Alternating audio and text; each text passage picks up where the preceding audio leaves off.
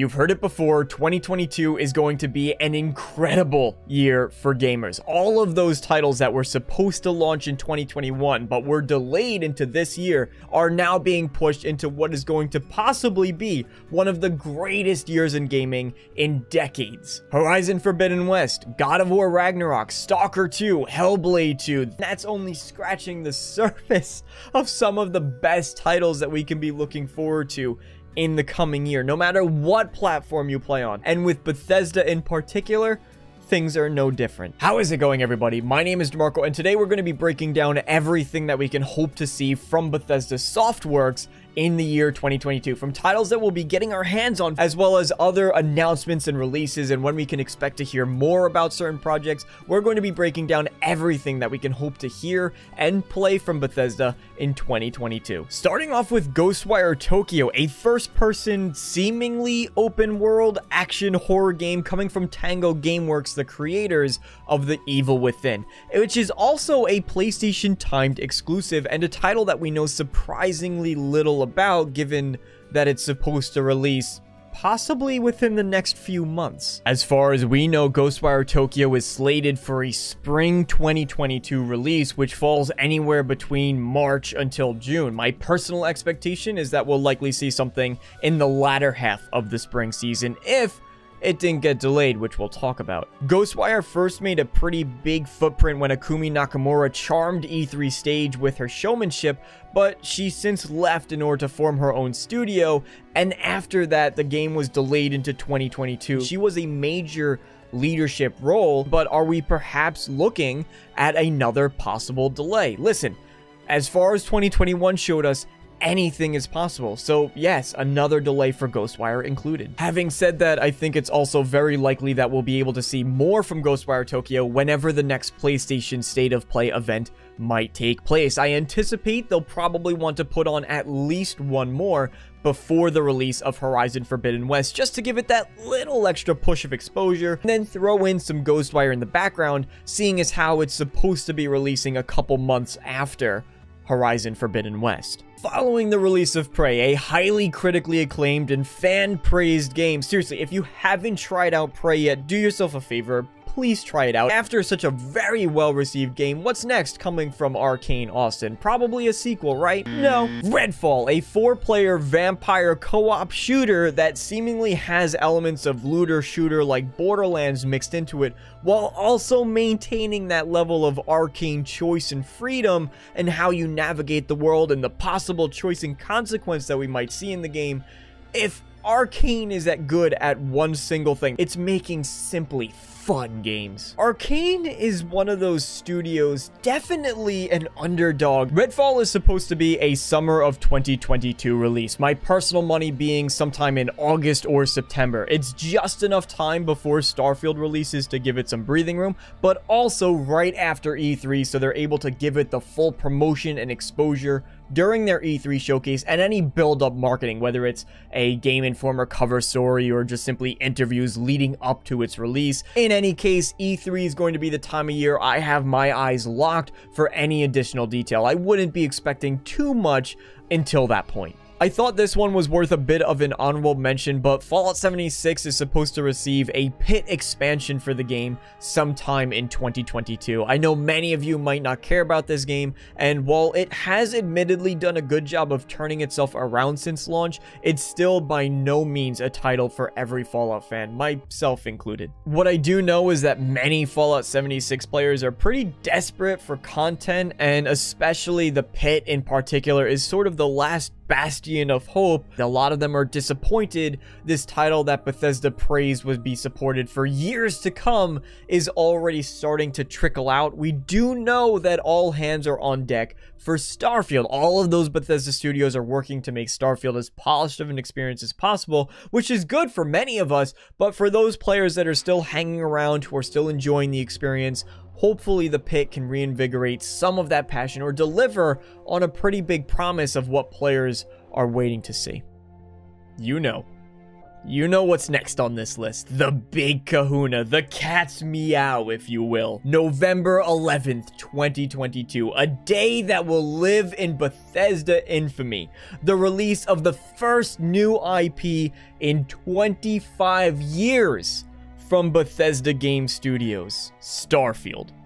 A title that has the potential to set a brand new standard for AAA RPGs the way Skyrim did way back in 2011. Brand new engine, check. Hardcore RPG mechanics, check. A brand new IP not constricted by pre-existing lore of past franchises, check. A new IP that can reinvigorate the studio's passion working on a new project to bring new life into some of these titles rather than regurgitating the same franchises over and over. Check. How do you not get excited about something? I guess maybe you don't pay attention to it, but how do you do that? Regarding Starfield details, we probably will not have to look too hard when they do come up, since the internet seems to light up like a wildfire anytime anything Starfield is mentioned. I'm fully anticipating at least one or maybe even two more developer diary style teases where we do get to see the concept art and some more details about the lore of the world, which would be exciting leading up to E3. Everything that anybody is hoping to see from Starfield will either be coming directly at E3 or definitely in some form of a post-show or follow-up interviews. It's one of the biggest announcements and one of the biggest blowouts and showcases for E3 this year. If you think it's hard to wait for more details about Starfield, think of how difficult it is for these developers not to just spill the beans on everything. I mean, they are just as, if not more excited than we are to finally showcase what Starfield has to offer. As if 3 major AAA releases from one publisher wasn't enough for 2022, Bethesda still has some tricks up their sleeve. ESO in particular, just as of recording this video, tweeted out a tease for their next expansion where it will take Elder Scrolls Online players. This expansion might even fall in 2022 as well. Speaking of online MMOs and ZeniMax Online in particular, remember that unannounced title that they're working on that seems like years ago we found out about? Yeah, that's still up in the air. Most of what we know about ZeniMax Online's project comes from job postings, and specifically, we know that it's possible the game will be running on a brand new engine, mainly Unreal 5. MMOs are massive and incredibly intricate projects, so I would be surprised if we saw anything coming from ZeniMax Online in regards to a release this year, especially when you keep in mind ESO is still as popular as it is and is still receiving new content to this day. That being said, I would not put it past Bethesda to want to just give us a little bit of a sprinkle, just a tiny tease as to what ZeniMax Online is working on in anticipation of their next project, especially if it's what a lot of people are anticipating, which is a Starfield themed MMO, a setting that's completely appropriate for an MMO given the sense of scale and the amount of ambition they could attempt to take on with such a project. This one I know has people excited for it, which is why I waited until towards the end of the video. Indiana Jones, yet another brand new IP coming from Bethesda. In fact, all of Bethesda's upcoming titles have been mostly new IPs, which is awesome to think about. Good on you, Bethesda, for taking some risks. From the creators of Wolfenstein comes a brand new action-adventure game, Indiana Jones. Now, this is likely a 2023 title, the earliest. The last comment we have from Todd Howard was that it will be, quote, a while before they have anything new to say about the game. Last time we heard that was about Starfield, and it took about, what, 2 years before we got some new details involving Starfield, so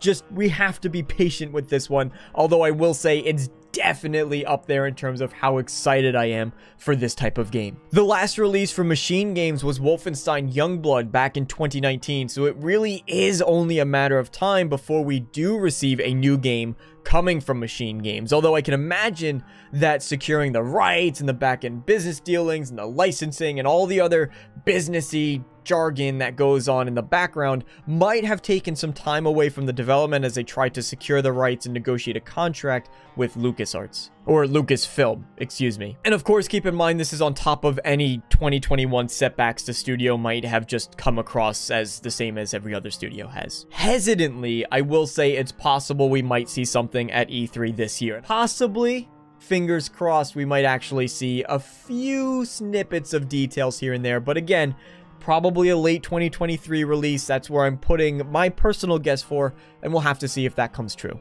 Last but not least are the mobile titles. I kind of saved the worst for last year, but we're going to speed through it, which is before Microsoft acquired Bethesda, we know Bethesda acquired several mobile developers, and we haven't yet seen what they're working on. It's possible that they are contributing towards some of the larger projects. It's possible they're working on their own projects. I know not a lot of people really get excited for mobile titles. It has the potential to be cool, I guess, especially if it's kind of a Starfield companion app or something along those lines that adds a bit more to the experiences they have coming out. Mobile games, nothing to get excited about, but they are there to kind of add to the library of Bethesda titles. Thank you guys so much for watching. If you enjoyed, please do leave a like on the video, and as always, I hope to see you all next time. So long, everybody.